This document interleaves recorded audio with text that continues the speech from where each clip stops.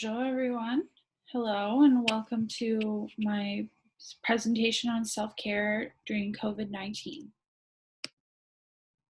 So in our agenda for today, I'm going to be doing a brief introduction of myself and then discussing a little bit of information about COVID, the stigma surrounding COVID-19, COVID-19's impact on mental health, some resources that you can access, and then self-care from an Indigenous lens.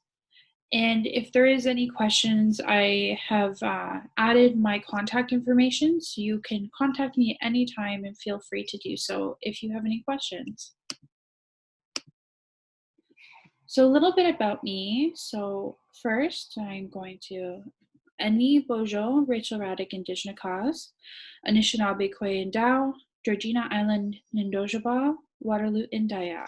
My name is Rachel Radyk, and I'm an Anishinaabe woman from Georgian Island, and I currently live in Waterloo. I have a background being both First Nations Ojibwe and of a settler heritage, being Ukrainian and Irish. And I never really got the opportunity to learn about my Indigenous heritage until I pursued my post-secondary education. And ever since then, I've been very passionate about advocating for Indigenous health and learning about my heritage. So I hope that you enjoy today's presentation. And a little bit about my education. So I attended Carleton University and received my Bachelor of Arts in Communications.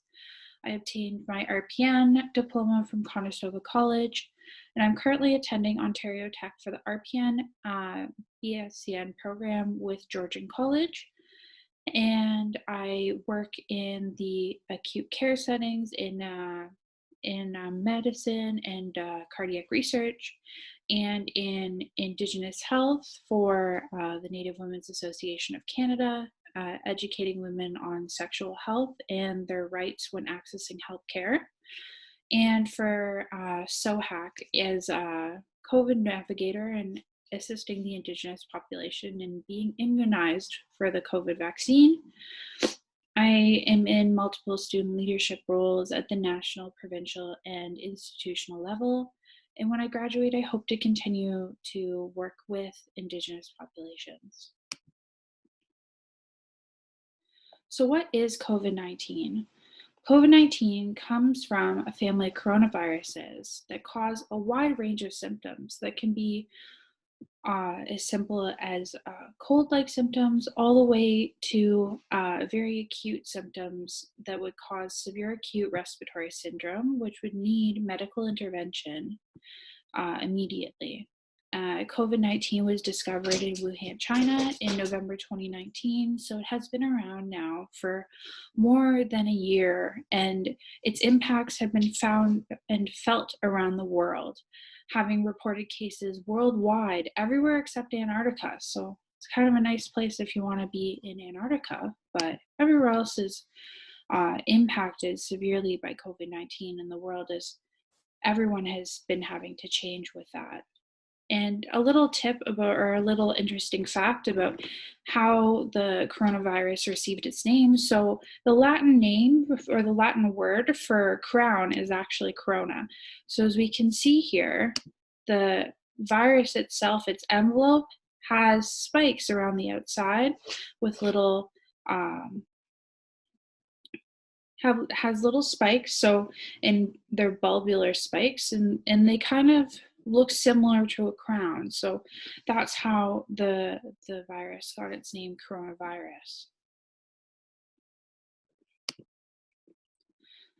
So this is a nice diagram because it's not so much relevant anymore because we're kind of over flu season, but as I said, coronavirus can have a wide range of symptoms. So with a wide range of symptoms, it can sometimes be difficult to determine if your symptoms are something that is resembling COVID-19, or if your symptoms are resembling the flu, or if they may even be a cold. So this diagram shows that anything that's in the orange are the most frequent symptoms that you see for that particular for that particular illness. So for COVID-19, you are more likely to have a dry cough. So that means that you're not really going to be coughing up any sputum or phlegm. You'll have a fever, and then a lot of people have been or having a loss of taste or smell. However, it's important to highlight that sometimes, so all these pluses right here are all the sometimes. So that's why when you go into work or you go into an appointment or wherever you're going right now, that you have to answer so many questions in the COVID screening because the symptoms are so wide. So it is sometimes hard and difficult to determine what would be what illness, but this does give us a nice little diagram to somehow or somewhat predict. But if you are having any symptoms, you should be self-isolating and contacting public health and following the proper steps.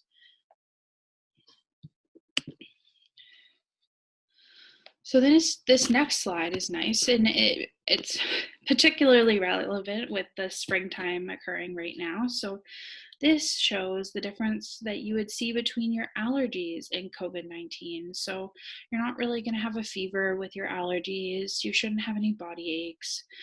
You shouldn't really have any tiredness. And if you do have COVID, you're not really going to have itchy or watery eyes, or you're not going to have that sneezing that you get with allergies.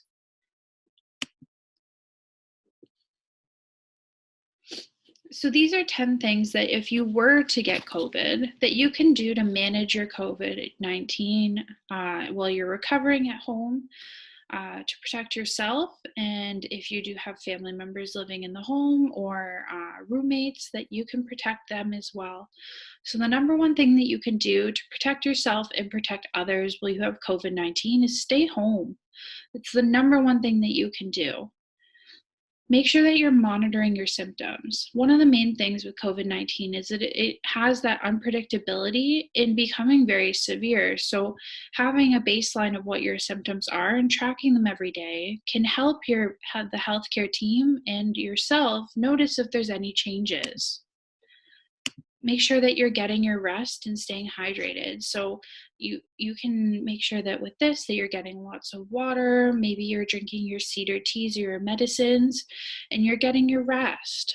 Rest is very important to recover. If you do have a medical appointment, make sure that you're calling your healthcare provider to let them know that you may have COVID or that you do have COVID. They may want to reschedule the appointment, or they will make the appropriate accommodations in order to still see you. Make sure that you're covering your mouth or you're covering your cough and sneezes.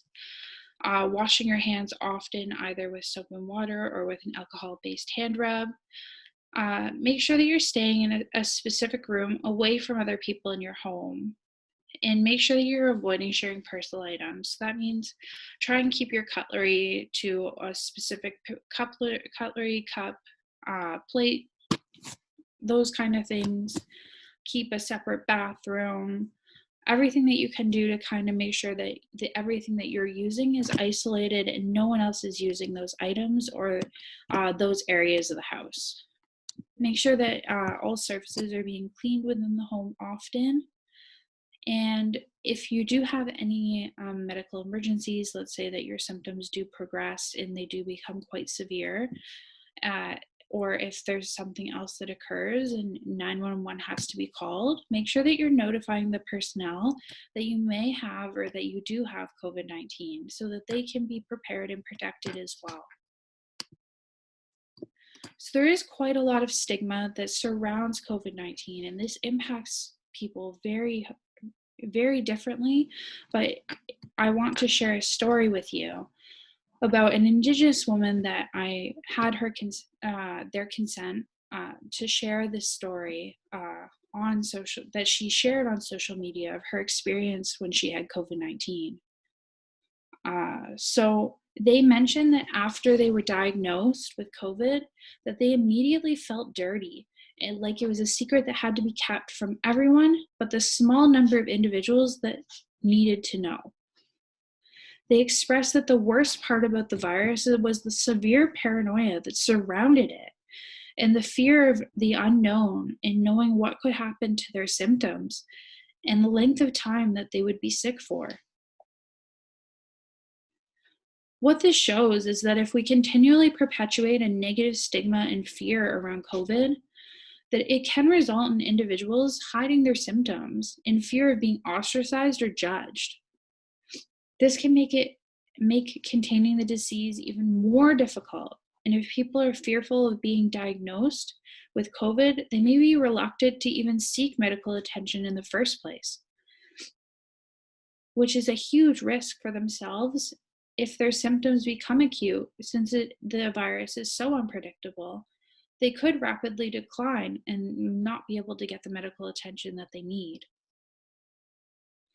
I know COVID is scary, but we must not forget to be kind to everyone, as we all have been impacted some way by the virus.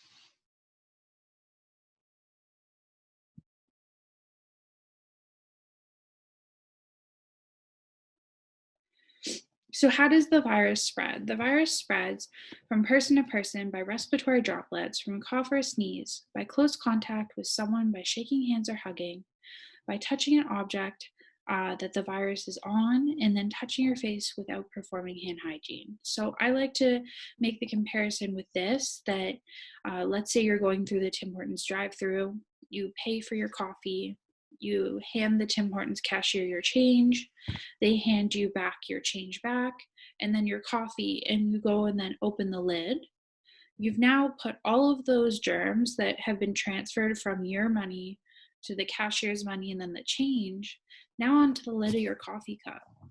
So what I like to do is I carry alcohol-based hand rub in my car, and I just take an extra second and I just hand sanitize after I've given change or I've paid for anything before I receive the food or the drinks or anything that I will be receiving. So what can we do to protect ourselves?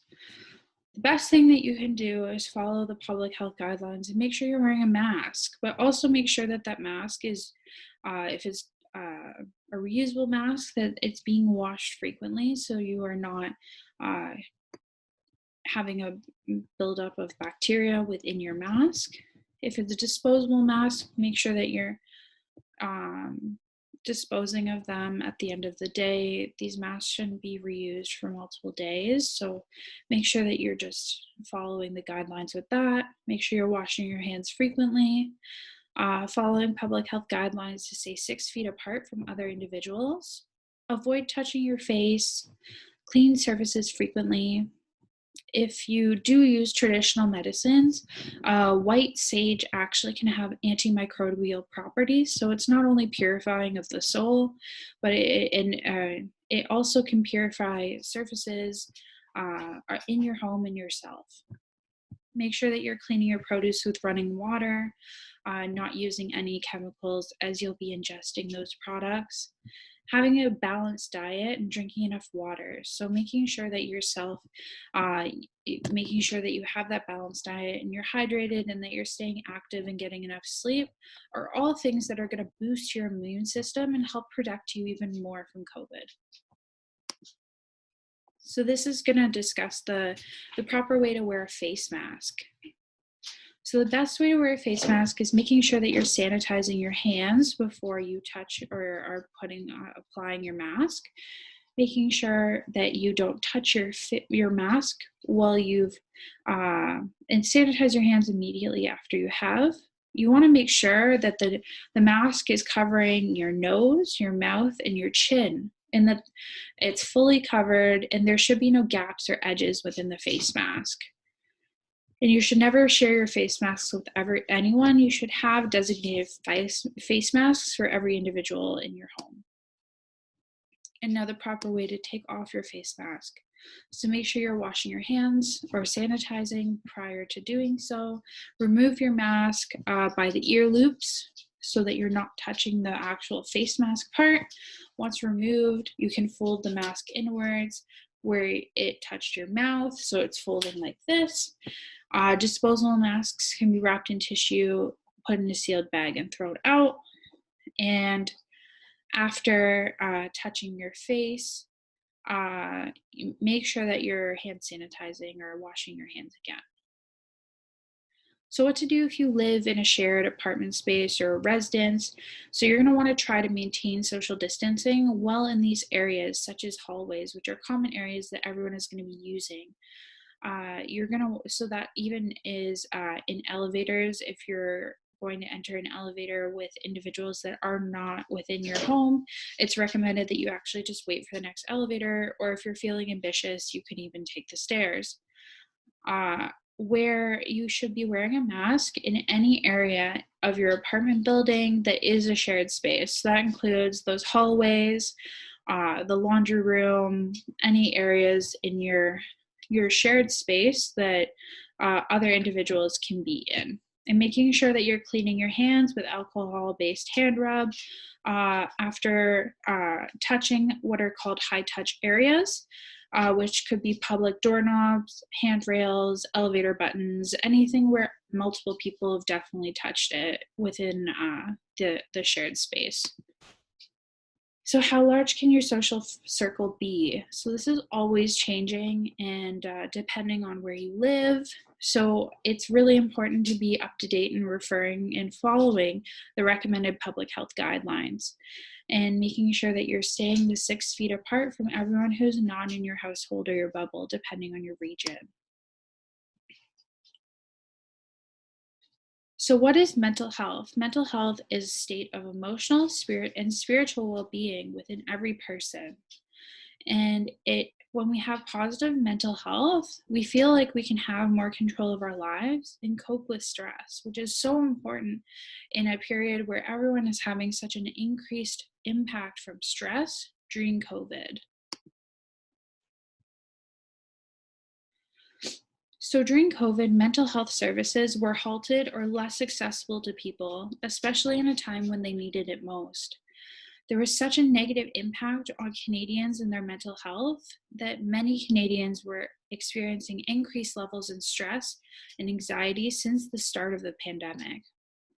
Also, individuals who lost their jobs during the pandemic, individuals with health comorbidities, and children, individuals that had children at home, or young people were more likely to experience depression and anxiety as they had severe life changes, such as not being able to see their friends, not being able to have a break if you're a parent, and with having your children at home all the time. So lots of changes over a very short amount of time. So here's a quick video that I'd like to play.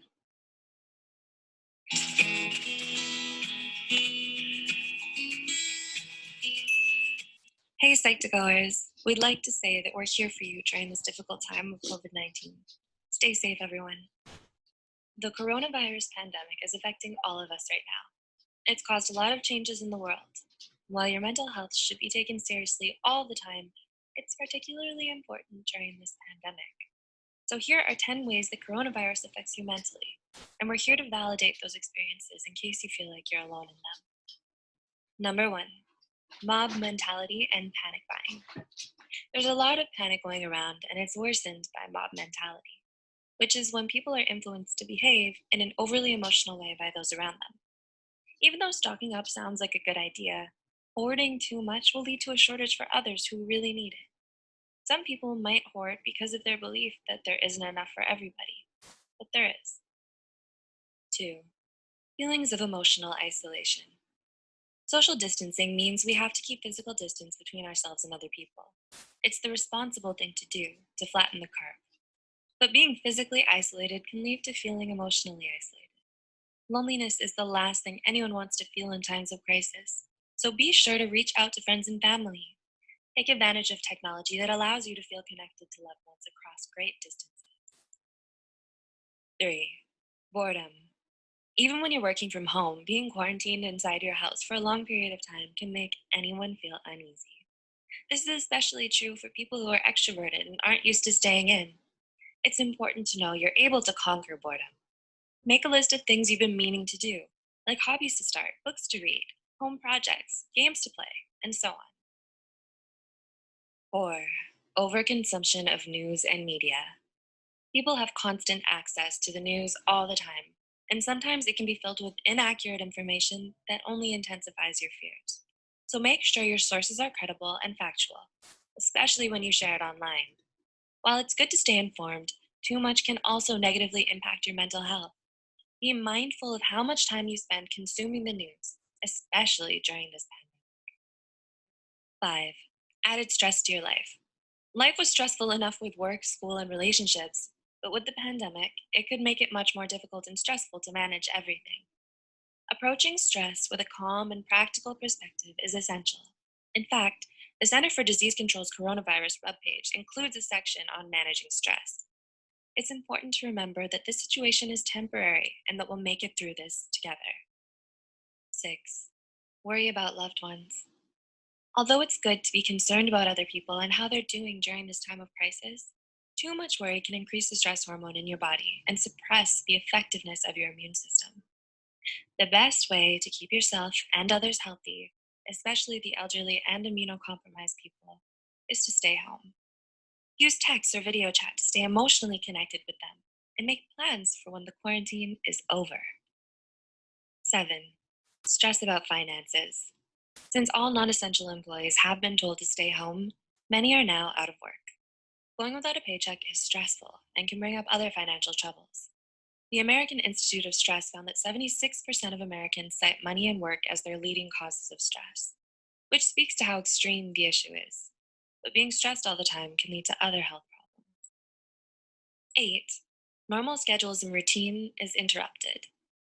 The new coronavirus preventative measures have caused a lot of interruptions in people's schedules and routines, such as going to work, school, the gym, going to your favorite restaurant, and so on. While it can be hard to adjust to all the new changes, have faith. This is going to be temporary, and we'll soon be able to get back to our normal routine when the outbreak dies down. Perhaps this is a great time to binge watch your favorite TV show on Netflix that you didn't have time to watch before the lockdown. 9. Concern about your physical health. Of course, we're all worried about our physical health during this outbreak, but being excessively anxious all the time can also affect your mental health. In this time of difficulty, make your health a priority by taking the necessary precautions against the spread of the virus. Make sure to eat healthy and move your body. Practice self-care as often as you can. And 10. Concern about the world.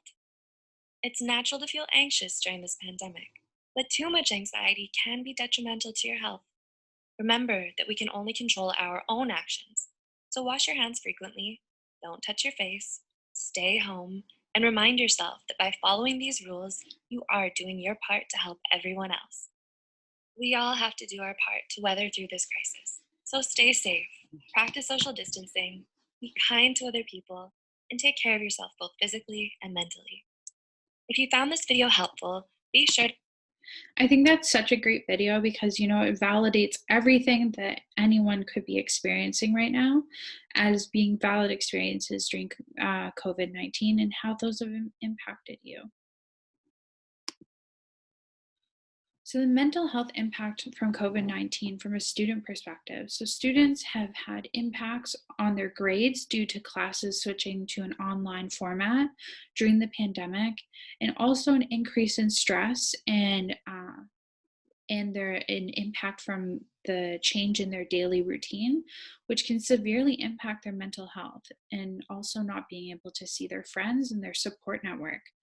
Placements could be canceled. So I know for myself and other nursing students or other students that some placements were canceled due to, especially more in the GTA area, there were quite a few nursing students that had their placements canceled.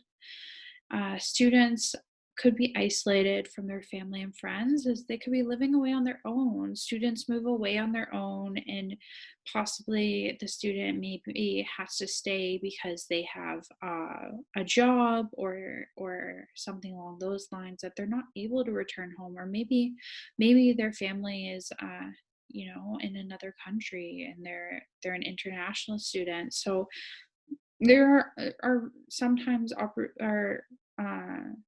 there are sometimes reasons that a student may not be able to return to their friends or their family during COVID. And also not being able to graduate or host celebrations in person. Students work so hard to be able to, um, achieve and achieve graduating from school, and not being able to celebrate that with their friends or their family in person can be really difficult. So these are a list of Indigenous mental health supports. If you do seek or are needing supports, the Native Women's Association of Canada has an elder hotline where you can reach out during COVID-19, and they'll offer support and assist you in building your resiliency. So you can call them. The toll-free number is there. There's also Talk for Healing, where you can text, chat online, or you can call them. And there's also the Hope for Wellness helpline if you need immediate mental health counseling and crisis services. So this is a really nice infographic, as it shows what that you can try and step away from your work for 20 minutes. I know that everyone working from home and doing school from home, it's so easy to blur the lines of where we should stop work, where we should stop school, and where we should take time for ourselves. So these are some simple things from an Indigenous perspective that you could do, or Indigenous people can do to support those self-care needs. So you could call an elder or a relative. Getting outside and connecting with the land. We have the coming of springtime now. It's so beautiful to be outside and to really connect with that land. Maybe starting some gardening soon. Lots of things that can be done. You can learn one new word in an Indigenous language. I've been trying to learn a little bit more about my own language to be able to introduce myself in Anishinaabe Mowin. Creating something, so that could be art or music or a handcraft item. If you're interested in beadwork or painting, you could take a break and do those things. You can practice your culture or your traditional method of healing. So that could be, doing those smudging, drinking a cedar tea or taking a cedar bath, but making sure that you're always, consulting with your elder traditional knowledge keepers to make sure that those practices are something that would support you during this time. Making sure that you're eating healthy and that you're exercising, are all things you can do for self-care. This is a nice little cute diagram that shows a self-care guide. So you can sleep to save your energy, staying hydrated with your favorite beverages. So you could drink that cedar tea, surrounding yourself with great company, and making sure that you're always loving yourself. So that self-love is so important during COVID, and goes really well and aligns really well with the self-care, because doing self-care is an act of loving yourself. So this is a great tool that and a great image that shows how the medicine wheel can do a teaching about self-care during COVID-19. So this is amazing. So in the spiritual side, as we know that there's the 4 components of, so you have your spiritual, emotional, mental, and physical aspects of yourself as a person. So in the spiritual side, you can use your medicines, you can speak your language or your culture, you can drink your cleansing and healing teas, and practicing acts of kindness. So being kind to other people is good medicine for the spirit. Being under emotional, you can be aware of your emotions, you can call and connect with a loved one. You can watch a funny movie or a video, as laughter is really good medicine as well. Under mental, taking time to practice mindfulness and breathing deeply. If you have an Apple Watch or any of those Fitbit watches, they usually remind you or give you cues for when to do some deep breathing. But if not, there's lots of things you can find online in terms of resources to do some mindfulness and deep breathing routines. You can read a book.